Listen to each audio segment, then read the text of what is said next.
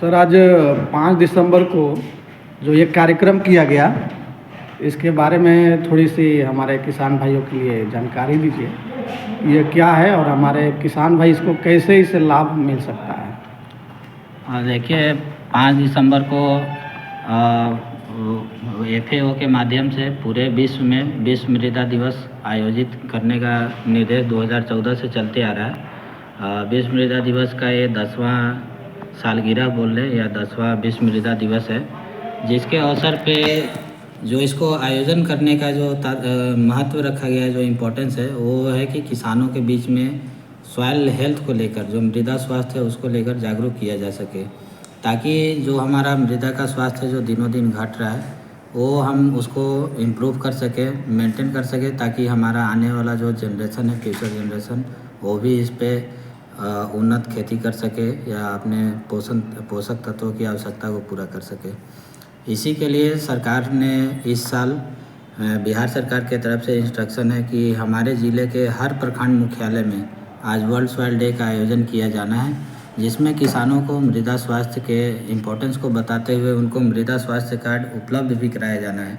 साथ ही साथ उस मृदा स्वास्थ्य कार्ड को कैसे यूज करना है, बैलेंस यूज का फर्टिलाइज़र करना है, जैविक कार्बन को कैसे बढ़ा सकते हैं, इन सारी विषयों पे चर्चा करते हुए आज के इस प्रोग्राम को रखा गया है, ताकि हम मृदा के स्वास्थ्य को इम्प्रूव कर सकें। सर, ज़्यादातर देखा जा रहा है कि किसान जो है अभी के समय में एकदम रासायनिक खाद का ही प्रयोग कर रहे हैं। क्या उसका दुष्प्रभाव आने वाले समय में देखा जाए कि जो 20 साल पहले इतना रासायनिक खाद का प्रचलन नहीं था, उस समय जो हमारे यहाँ उत्पादन होता था और जो अभी हो रहा है, और जो आने वाले 10 साल 20 साल के बाद अगर यही रासायनिक खेती होती रहे, तो क्या इसका मिट्टी पे देखा जाए तो ज़्यादा बुरा असर पड़ सकता है? मिट्टी पे देखिए रासायनिक खादों का जो असंतुलित प्रयोग है उसका इफ़ेक्ट ज़्यादा पड़ता है। यदि हम संतुलित रूप से प्रयोग करें तो उसका इम्पैक्ट थोड़ा कम है। एक एग्जाम्पल के तौर पे हम देख सकते हैं कि पहले हमारे खेतों में केकड़ा होता था, केचुआ होता था, घोंघा होता था, जो आज के डेट में यदि हम खेतों में जाए तो ये चीज़ें हमें देखने को नहीं मिलता है। तो ये रासायनिक खाद के साथ साथ रासायनिक दवाओं का भी प्रयोग से ये चलन में आया है। जब से हमारा जो ग्रीन रिवॉल्यूशन हुआ है, जिसमें हम हाई यील्डिंग वेराइटी फर्टिलाइज़र का यूज़ ज़्यादा से ज़्यादा, पेस्टिसाइड का यूज़ ज़्यादा से ज़्यादा कर रहे हैं, तो इसका ये बैड इम्पैक्ट है। इसी को देखते हुए कि आगे चल के ज़्यादा विकराल रूप ना ले, तो सरकार ने इनिशिएटिव लिया है सॉइल हेल्थ कार्ड स्कीम के माध्यम से कि जितना पौधों को आवश्यक है पोषक तत्व की, उतना ही पोषक तत्व मिट्टी की जांच कराने के बाद उसमें उपयोग करें।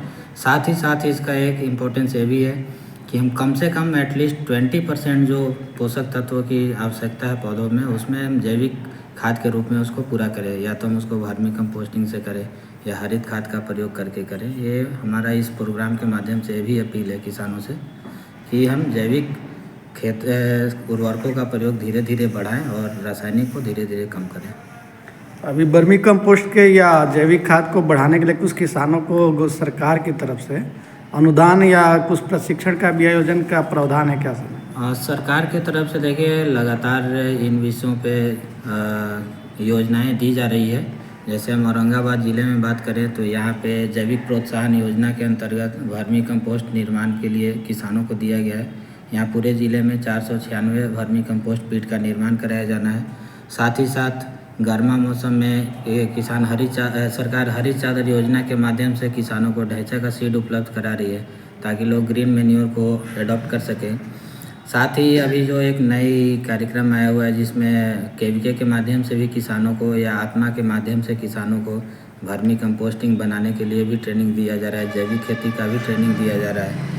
यदि हम दूसरे ज़िलों की बात करें तो बिहार में कई ज़िलों में सरकार ने परंपरागत कृषि योजना, जैविक कॉरिडोर योजना के माध्यम से भी जैविक खेती को बढ़ावा देने का कार्य चला रखा है, योजनाएं चला रखी है, जिसमें किसानों को अनुदान भी है और उनको ट्रेनिंग सपोर्ट भी है।